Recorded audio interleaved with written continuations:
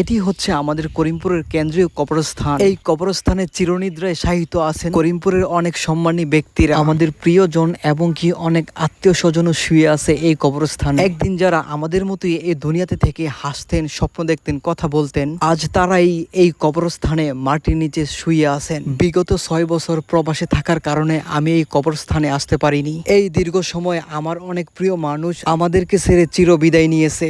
আজ তাদের কবরের পাশে দাঁড়িয়ে আমার বুকটা ভারী হয়ে আসে। মনে হয় সময় কত দ্রুত চলে যায়, মানুষ একদিন স্মৃতিতে পরিণত হয়ে যায়, কিন্তু পৃথিবী ঠিকই নিজের গতিতে চলতে থাকে। এই কবরস্থানের দিকে তাকালে বারে বারে একটি কথাই মনে পড়ে যায়, এই দুনিয়াতে বাড়ি গাড়ি ধন সম্পত্তি পদ মর্যাদা অহংকার কোনো কিছুই স্থায়ী নয়। যেগুলা আজ আমরা আমাদের নিজের মনে করি, একদিন সেগুলা সব রেখে একাই চলে যেতে হবে। আজ হয়তো আমি এসেছি আমার প্রিয় মানুষজনের কবর জিয়ারত করতে, কিন্তু কে জানে হয়তো একদিন মানুষও আমার কবরের পাশ দিয়ে হেঁটে যাবে, আমার জন্য দোয়া করবে। আজ না হয় কাল, আগে বা পরে আমাদের প্রত্যেকেরই ঠিকানা হবে এই মাটির নিচে। মহান আল্লাহ রব্বুলের কাছে আমাদের একটাই চাওয়া, উনি যেন আমাদের গুনাহগুলা মাফ করে দিয়ে আমরা যেন মরার আগে প্রকৃত মুসলমান হয়ে এই দুনিয়া থেকে চিরনিদ্রায় বিদায় নিতে পারি।